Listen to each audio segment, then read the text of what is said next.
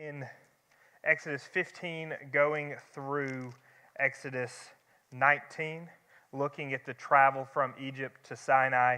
And the way we're going to do this today is we're going to look at the 4 places they visit in this travel, and we're going to look at 4 themes that kind of track through all 4 of these places. So the goal is going to be to look at the wilderness of Shur, the wilderness of Sin, Rephidim, and then finally the Sinai wilderness right there, butted up to the foot of Mount Sinai. So those are the 4 places that we get information about in their travel here in Exodus, or those 4 places. And then some themes we're going to keep an eye out for as we go through those 4 places is we're going to look at how the Israelites in their travel go from praise to complaint. We're going to look at the testing of their faith through the call to obedience. We're going to look at conflicts. Some of these conflicts are like thirst, hunger, and then even a war, or they get attacked. And then overarching across all 4 of these things, across all 3 of these themes, we're going to look at God's provision. So we're going to look at this travel from Egypt to Sinai. We're going to look at where they stop along the way and the things that happen that fit into these themes. And we're going to start in Exodus 15. So the Israelites have just escaped Egyptian captivity, and immediately, starting here, this is where we get the idea, the introduction to the theme of from praise to complaint, is starting immediately in chapter 15. We see, then Moses and the Israelites sang this song to the Lord. And then we have this long, multiple verses of this song that they sing to the Lord. This is on the heels of the escape from Egypt, and it's right before heading into the wilderness of Shur. And this is what we have as the first biblically recorded song of praise. So this song that we have here is our first biblically recorded response to the Lord's goodness in song like this. And just reading through it, we see, I will sing to the Lord, for he is highly exalted. He has thrown the horse and its rider into the sea.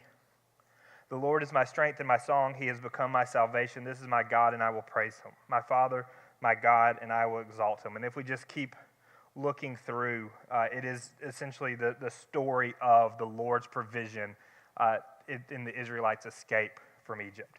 And this is our praise when we talk about from praise to complaint. But it brings up the first biblically recorded song of praise in response to something the Lord has done. And as I was studying this, it brought up this question kind of in my mind that was, if we, and I want to do this a little bit today where we kind of look at ourselves in comparison to some of the things the Israelites are doing, because we so easily are very critical of the Israelites in this time period.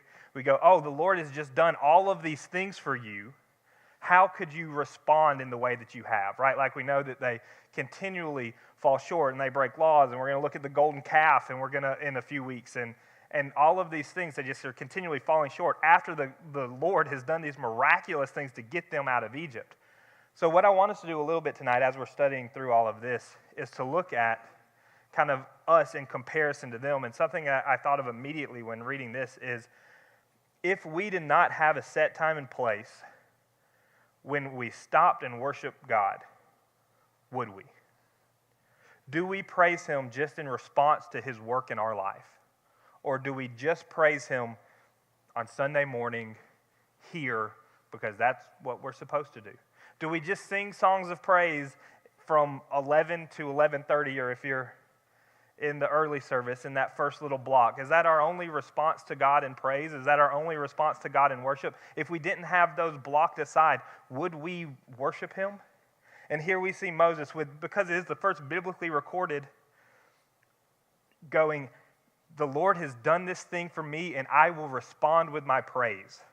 And so when I look at these comparisons, that's the first thing I think of, is that if we didn't have it set aside for us already, would we worship? Would we praise in response to the things the Lord has done for us? And that's where we start off in this travel from Egypt to Sinai. But then we run into our first conflict. Remember, one of the themes that we talked about was conflict. We get through the song, and then down starting in verse 22 of chapter 15, we run into our first conflict. Then Moses led Israel, this is 15:22. Then Moses led Israel on from the Red Sea, and they went out to the wilderness of Shur. They journeyed for 3 days in the wilderness without finding water.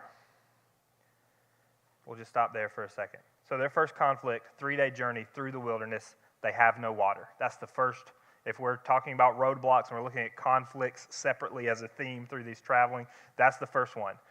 3 days of travel in the wilderness, right, like a desert wilderness. So it's hot. That 3 days is about, you're pushing your limit. They're exhausted, they're thirsty, they have nothing to drink. First conflict is thirst. They journeyed for 3 days into the wilderness without finding water. They came to Marah, but they could not drink the water at Marah because it was bitter. That is why it was named Marah. The people grumbled to Moses, "What are we going to drink?" So he cried out to the Lord, and the Lord showed him a tree. Then he threw it into the water, and the water became drinkable. The Lord made a statute and ordinance for them at Marah, and he tested them there. We'll stop there. So we had the conflict of thirst, and immediately we talked about one of our themes, from praise to complaint. We start this with they hymn a song of praise, and immediately notice this is like 3 days later. This is a very short time after they've escaped, after they've sung their hymn of praise, the first biblically recorded song in response to something the Lord has done. And now this long after, we have, in verse 24, the people grumbled to Moses. What are we going to drink? They're complaining. 3 days. We go from praise to complaint. And this is one of the things where we look at and we go, how can they be complaining? Don't they know the Lord will provide? Haven't they seen in how they have gone from Egypt to where they are now? Haven't they seen the things that the Lord has done? How can they go from that praise to this complaint so quickly? And in response to that, I'd like to raise another question. Do you know, and this is honest, I worked in food service right out of high school. And just truthfully, honestly, the worst day of the week to work in food service is Sunday. Because people leave church and they come in hungry and they come in, it just is not, and they're rude and it just is a disaster. It feels bad that here comes these people leaving church, coming to sit in my establishment and make my life terrible. That's what it feels like. So then, if we look at that, if we just think about that, I want us to kind of put this in a different perspective. Now imagine, you're sitting in church singing hymns of praise, and then you leave and you go sit down in a restaurant. And in the restaurant, you order a sweet tea. And you sit and you wait for 10 minutes, and the waitress has not been back. And you don't have your sweet tea, and you're grumbling, and you're going, if it's not out here in 5 minutes, we're leaving. And you're complaining to your table, and you're making comments as the waitress passes by. And then finally, your sweet tea gets to the table, and it's unsweet. But then imagine that instead of a restaurant sitting in a seat in the comfort, you're in the desert. And then imagine, instead of 10 minutes waiting for sweet tea, it's 3 days. And then imagine, instead of unsweet tea, it is bitter water. That is what the Israelites are going through here. So often we like to go, how could they so quickly turn from praise to complaint? And we're talking about they've done it in 3 days, and we do it in 2 hours. And I know, and I pray that that's not us in this room, but I know that many of us at least can get on board with what I'm talking about. I have been around it or have seen it. So, it doesn't mean they're right. They had a whole lot more to actually complain about, right? They were in a predicament. So they grumble. And it says the people grumbled to Moses. Notice, we'll see that a few times, and we'll see how It kind of turns it on its head about the complaining. So take a note of that, and as we get there, we'll kind of talk more into it. But the people grumbled to Moses, "What are we going to drink?" And Moses cries out to the Lord, and then a tree falls into the water, and it makes it drinkable. And then he tested them there. Remember, one of our themes, testing through obedience, right? Testing your faith through obedience. This is one of the themes here in the wilderness of Shur. And he tested them there. He said, "If you will carefully obey the Lord your God, do what is right in his sight and pay attention to his commands and keep all his statutes, I will not inflict any illnesses on you that I inflicted on the Egyptians, for I am the Lord who heals you." This is a testing of faith through obedience. Make no mistake, it says very specifically, and he tested them there, right? This is a test of the Israelites. And it's conditional. It's an if-then statement, meaning that it is a graded test. If you do this, then this will happen. If you, and it says specifically, if you will carefully obey the Lord your God, and you will do what is right in his sight, and you will pay attention to his commands, and you will keep all his statutes, then I will not inflict any illnesses on you that I inflicted on the Egyptians, for I am the Lord who heals you. There are consequences to failing this test. The Lord tests them with obedience, and essentially, right, that's what obedience is. When he goes, "Do this thing," and in here he goes, "Do this thing, and I will do this thing in return." There is a pass-fail to this test. If you do this thing, then I will not inflict you like I inflicted the Egyptians. However, if you don't, then I will not withhold that. That is what is going on here. So he tested them there, and he asks them or tells them to carefully obey. Obedience is the test that we see throughout this travel from Egypt to Sinai. Listen, guys, obedience is the test today. If you love me, you will keep my commands. Obedience is the test today. You want to know how you can tell if someone is pursuing Jesus? How well do they obey what he has said? It was the test then, it's the test today. Are we obedient in what the Lord has called us to do? Now, we don't see, at least here, how they obey this command. There's a command coming up, or a testing coming up, where we see that they fail, and we see that there are consequences for that failure. So place number one, the wilderness of Shur. Entering in, we get that song of praise. That's where we get from praise to complaint, because the rest of the time is a lot of complaining. We see the conflict that is thirst, and we see the testing through obedience. And then we arrive at the wilderness of sin. This is 1 month after leaving Egypt. We know that because it starts off saying this is in 16:1. The entire Israelite community departed from Elim and came to the wilderness of Sin, which is between Elim and Sinai, on the 15th day of the 2nd month after they left the land of Egypt. So they left the land of Egypt on the 15th day of the 1st month. So that's how we know this is a month apart from leaving Egypt. So by this time they've traveled for a month when they enter into the wilderness of Sin. And immediately, or quickly, we run into another conflict. If the conflict was just thirst, now our conflict is hunger.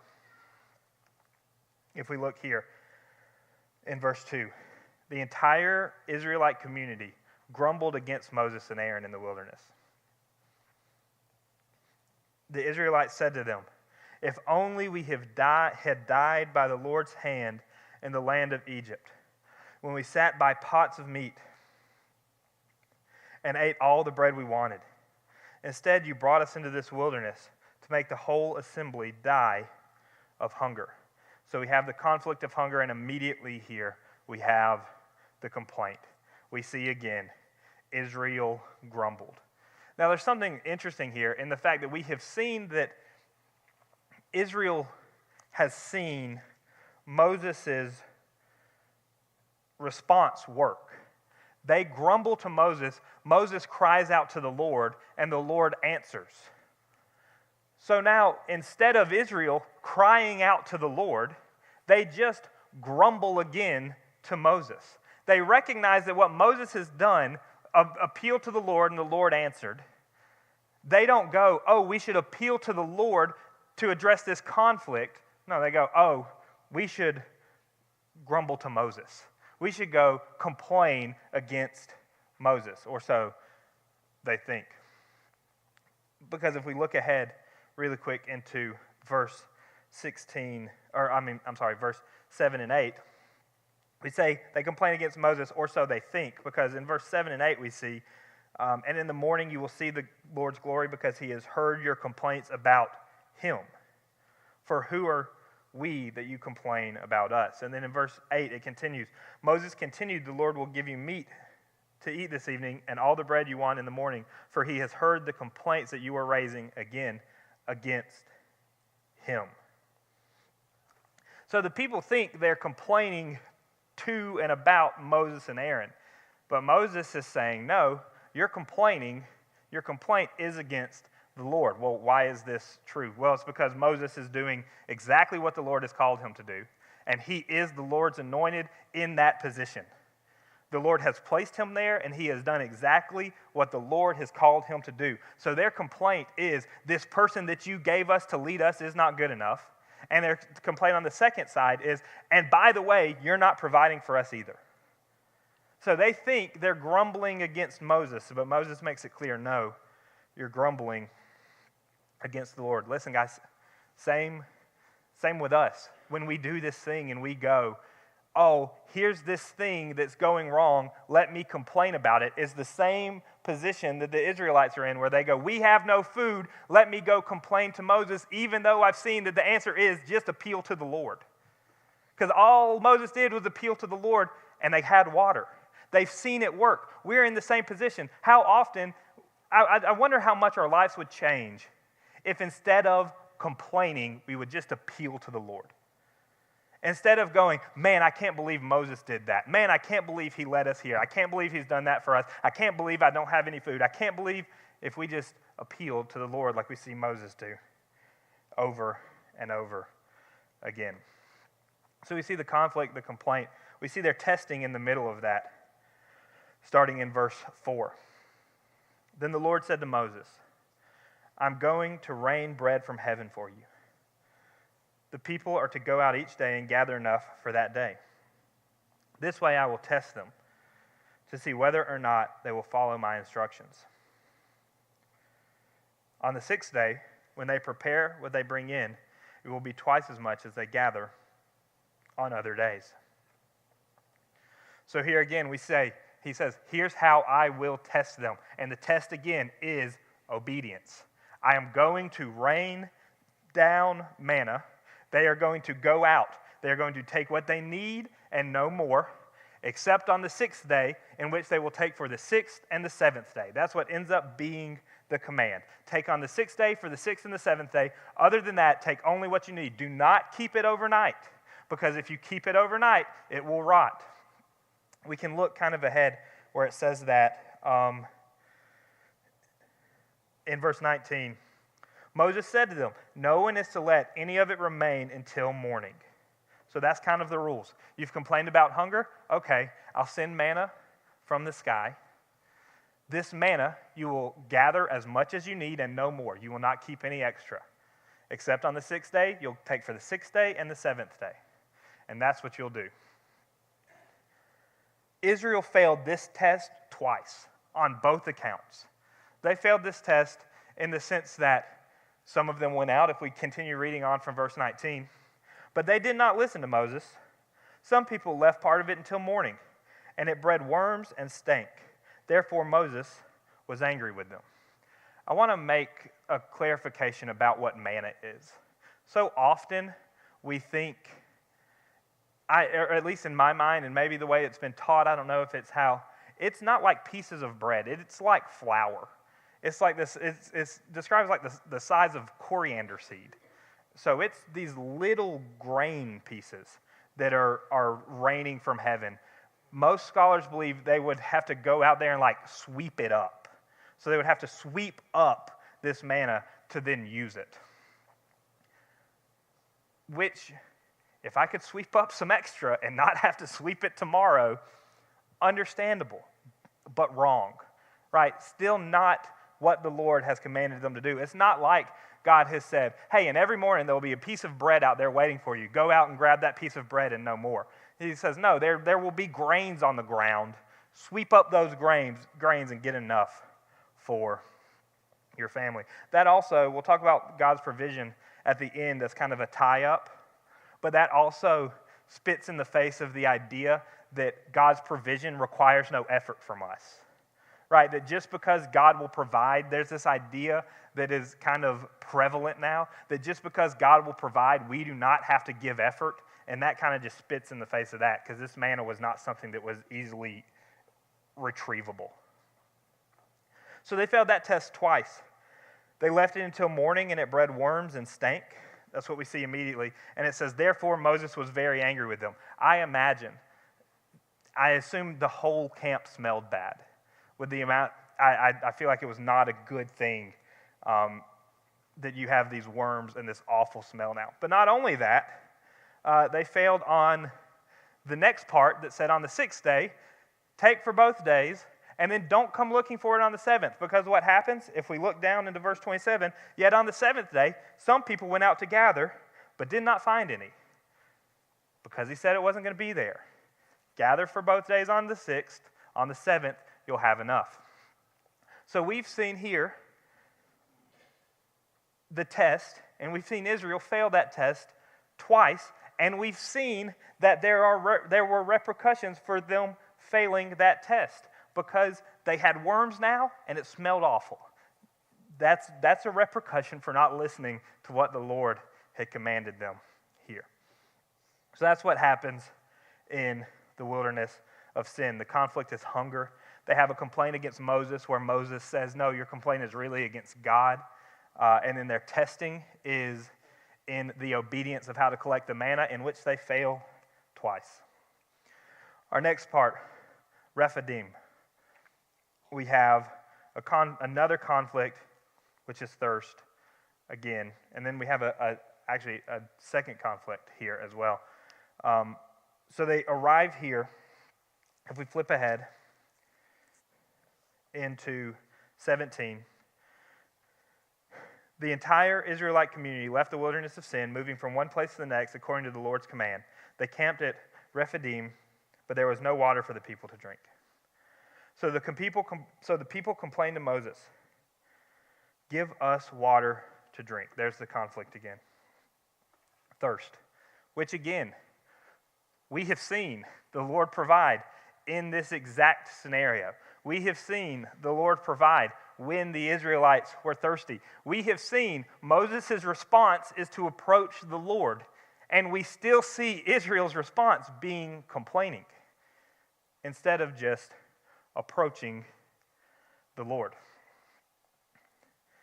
And then we get into their complaints, which happens twice. But the people thirsted there for water and grumbled against Moses. And they said, why did you ever bring us up from Egypt to kill us and our children and our livestock with thirst? Now this is twice we've seen something like this. Here in verse 3, why did you ever bring us up from Egypt to kill us and our children and our livestock with thirst? And we saw a similar complaint when they were talking about their hunger. If we had only died in Egypt, this is in 16:2.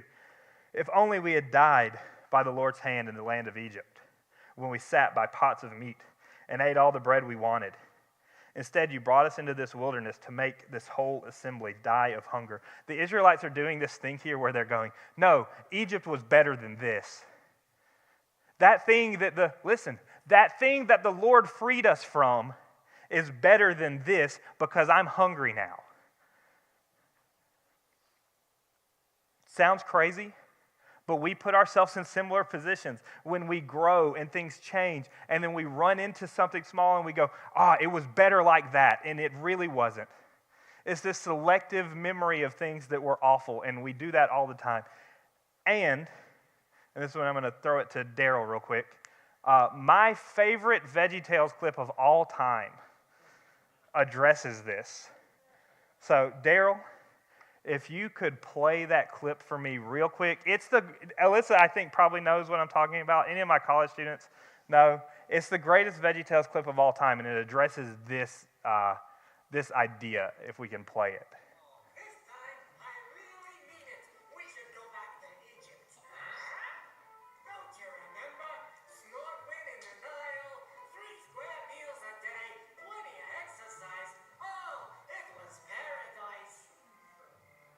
We were in slavery. Nothing is perfect. If you've ever been in a ministry that I've led, I've probably quoted that 1,000 times. It's my favorite VeggieTales scene of all time, but it's what Israel is doing here. They're going, this is awful. Why can't I just go back to Egypt? When in Egypt, I don't know. We just are a complaining people. Something I saw David Guzik write is part of the reason that the Lord keeps testing them, or part of the reason that the Lord is testing them, is because he wants to see if Israel is a worshiping people who sometimes murmur, or a murmuring people who sometimes worship. And that's a David Guzik quote, and I think it hits the nail exactly on the head because I think it addresses what we can be. Right? Are we a worshiping people who sometimes murmur, or are we a murmuring people who sometimes worship? So they run into this conflict again. Give us this water to drink. Why did you bring us up from Egypt? Except there's a little bit different thing here because this complaint seems to come with a recognition that they're testing the Lord. This doesn't seem directly against Moses and Aaron like the last two have, because Moses replies immediately, give us water to drink. And Moses replies to them, why are you complaining to me? Why are you testing the Lord?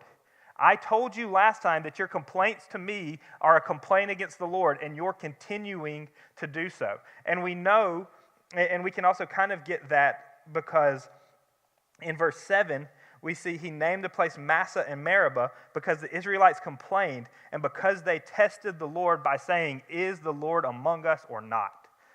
So it's the idea that the Israelites kind of knew they were complaining against the Lord here and complaining against Moses and Aaron. They might not have the first few times, but now it feels pretty certain that they do. So their complaint, which then again is met with the Lord's provision because Moses strikes a stone and there is water. But here we run into another conflict. The water comes from the rock, and then almost, it feels like immediately after, because it says, at Rephidim, Amalek came and fought against Israel. So our new conflict now in Rephidim is war, or an attack. So they're hungry, they're fed, and now they're attacked.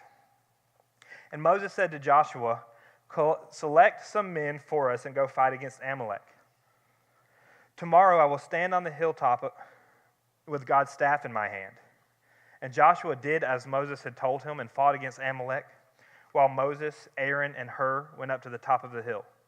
While Moses held up his hand, Israel prevailed. But whenever he put his hand down, Amalek prevailed. When Moses' hands grew weary, they took a stone and put it under him, and he sat down on it. When Aaron and Hur supported his hands, one on one side and one on the other, so that his hands remained steady until the sun went down. So Joshua defeated Amalek and his army with the sword.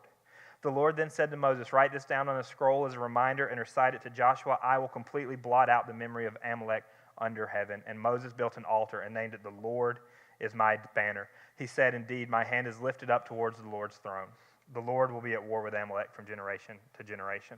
So we see here, there's another conflict, and the conflict is war or an attack. Something that I think is cool about this is we see the people of Israel complain, and Moses' response be to turn and petition the Lord. We see kind of the same thing in this conflict, in the sense that they attack, and Moses' response is to petition the Lord, right? He goes, hey, Joshua, you go fight, I'll go pray. I'll go hold the staff up. I'll go be the intercessor. You go fight. Another cool thing here that spits in the face of our effort is not needed with God's provision, Joshua still has to go fight. Joshua still goes and fights. And Moses recognizes that his job is not to go fight, but to be the intercessor. Sometimes we have to recognize what our role is in the battle.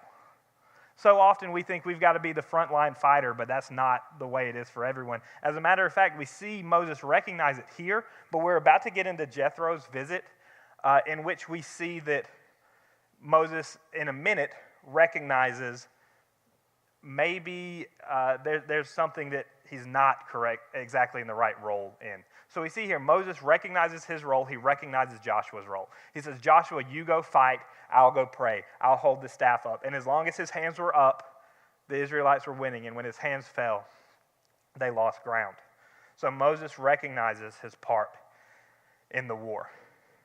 Now, chapter 18 here is odd. I kept it in the section here about Rephidim, but there's some debate about where exactly or when exactly this took place. Because it was here, this is where we're going to talk about it. But just recognize that this is a thing that happened. However, it could have happened a little bit later than this in the timeline. It is written down here, but might not have been chronologically here. We know that because we don't get to Mount Sinai or the wilderness of Sinai until chapter 19. And here we see this conversation with Jethro. If we look in verse 5, it says, Moses' father-in-law Jethro, along with Moses' wife and sons, came to him in the wilderness where he was camped at the mountain of God. Right, so it says, it makes it look here like this probably happens in the wilderness of Sinai, but they're not quite there yet, so this may just be a little bit later. It also doesn't really exactly fit the themes of what we've gone through. There's not really a big conflict here. There's not really a big testing here. There's no real complaining, but it is a great picture of this relationship between Moses and Jethro, and it's a great picture of listening to godly advice. So I do want to touch on it. Essentially what happens here is Jethro comes back, and that's Moses' father-in-law, and he brings his wife and 2 sons back to Moses. We don't have an exact time or place when Moses would have taken them back to Midian to be with Jethro. Probably sometime around Exodus chapter 4 is where that happens, before he returns back to Egypt. It could have been taking them back to Jethro before the plague started, or while the plagues were going on to keep them out of the plagues. We don't have an exact date, but what we do know, though, is that Moses' wife and sons were with Jethro in Midian, and now Jethro has heard what has happened with the Israelites and is bringing them back. And this is happening probably a little later than it is here in this timeline. So he brings them back. They offer an offering. We see, if we look at verse 9, Jethro rejoiced over all the good things the Lord had done for Israel. And blessed be the Lord, Jethro exclaimed, who rescued you from the power of Egypt and from the power of Pharaoh. He has rescued the people from under the power of Egypt. And if we look into 12, then Jethro, Moses' father-in-law, brought a burnt offering and sacrifices to God. So we see that's kind of where this is going. And then, the next day, Moses, starting in 13, the next day Moses sat down to judge the people. And they stood around Moses from morning until evening. When Moses' father-in-law saw everything he was doing for them, he asked, "What is this that you're doing for the people? Why are you alone sitting as a judge, while all the people stand around you from morning until evening?" Moses replied, "Because the people come to me to inquire of God. Whenever they have a dispute, it comes to me, and I make a decision between one man and another. I teach them God's statutes and laws." So what happens now, Jethro is there, and he gets this picture into Moses judging the Israelites. They're coming up to him, and they're going, "Hey, we have a dispute. What do we do?" Moses is answering. They go, "Thanks," and then the next guy comes. "Hey, we've had a dispute. What do we do?" Moses answers, so on and so forth. So that's what's going on here. And Jethro stops them, and he goes, "Hey, what's happening here?" And Moses is like, I'm judging them. And Jethro's response is essentially,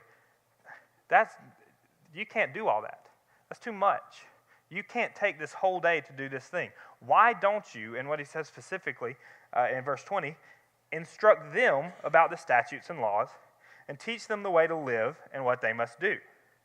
So instead of being the one to judge every minor dispute because they come to you for instruction of the Lord, why don't you just teach them the ways of the Lord and let them fix the disputes among themselves? And then teach them guys that they can go to with minor disputes, and you only handle the major disputes. That's how you should do this, is what Jethro says to Moses. And he goes on to say, in this way, in verse 22, in this way you will lighten your load, and they will bear it with you. If you do this, and God so directs you, you will be able to endure, and also all these people will be able to go home satisfied. So the reason I include this, because it doesn't really fit in exactly with the way I want to do this, is because it comes right on the heels of the war or the attack where we see Moses recognize, my position is on the mountain interceding. Joshua, your position is fighting. These are the roles we take, and it was correct. But now, right after, we see Moses probably taking on, definitely, too much. He's taking on something that should not completely all fall on his shoulders. Even though he was able to recognize roles perfectly when he was attacked, he's in a position here where he's blinded to the role that he should be taking. Where he's blinded, which means, one, Moses isn't perfect. He's done a lot of great things through everything that we've read up to this point today, right? Like he has been the intercessor. He has been the one that has done, check. He's done it all. Here we go, hey, but he's taking on too much here. He's overworking himself. There's a better way to do this. And there are two things here that's important to recognize. One is that Moses is willing to listen. It says, immediately Moses listened to his father-in-law and did everything he said. Right? Here's Moses. He has been the intercessor. He has been the one who has had to keep the Israelites in line. He has been the man, the guy, the top dog doing everything right. He even handled the attack correctly. He said, I'll go here, you go there. This is how it should be done. And he was exactly right. And here he's wrong. Jethro goes, hey, I think you're wrong. And Moses goes, and this is maybe the most difficult thing we see people do in these 4 chapters here. Moses goes, yeah, you're right. Yeah, I was doing too much. I'm going to do it that way. However, it is important to recognize, if we look at Jethro's advice in verse 23 where he says, if you do this and God so directs you, you will be able to endure. Right? Jethro goes, here's what I think is correct. If that's what the Lord is teaching you, if that's the way that the Lord wants you to do it, then that's the way you should go. Jethro goes, this is what I know to be true, but make sure the Lord is in it. Moses determines that he is, and he goes, okay, then I'll step aside. I'll do it like you said. And it works. And the reason that I wanted to discuss that is because of where it falls here, looking at the war compared to this, looking at the idea that Moses has done so many things right and has been the leader, has been the guy having to make the calls. So often when you're the guy that has to make all of the calls and someone says, hey, the call you're making is wrong, it can be hard to go, you're right. Let me look at that. But we see Moses do it. So from here, we've traveled from Egypt through the wilderness of Shur, through the wilderness of Sin, through Rephidim, and we finally get to the wilderness of Sinai. We finally get to the Sinai wilderness. In the 3rd month, from the very day the Israelites left that land of Egypt. So here we have 3 months after leaving Egypt. They came to the Sinai wilderness. They traveled from Rephidim. They came to the Sinai wilderness and camped in the wilderness. Israel camped there in front of the mountain. And here following, Kevin is going to get into next week, really get into all of the particulars of what goes on here, but to lay out kind of the beginning of Israel's encampment here at Mount Sinai. I'm going to read you guys kind of what happens here. And it almost brings us circularly back to where we started with the praise. We went from praise to complaint, and we kind of started with this song of praise, but since then it's been complaint, complaint, complaint, complaint, conflict, complaint, testing, conflict, complaint, testing. And now we kind of circularly get back to, because it's the first time we see the Israelites, since that praise, respond to the Lord in the way that they do here. So we're going to read the first 8 verses of chapter 19. We've read 1 and 2, so starting in 3. Moses went up the mountain to God, and the Lord called to him from the mountain. This is what you must say to the house of Jacob and explain to the Israelites. You have seen what I did to the Egyptians, and how I carried you on eagle's wings and brought you to myself. Now, if you will carefully listen to me and keep my covenant, you will be my own possession out of all of the peoples, although the whole earth is mine, and you will be my kingdom of priests and my holy nation. These are the words that you are to say to the Israelites. After Moses came back, he summoned the elders of the people and set before them all these words that the Lord had commanded him. Then all the people responded together, "We will do all that the Lord has spoken." While it's not the exact same as the big song of praise that we begin this section in, it is the first time in these chapters where the Israelites respond to the Lord in this manner.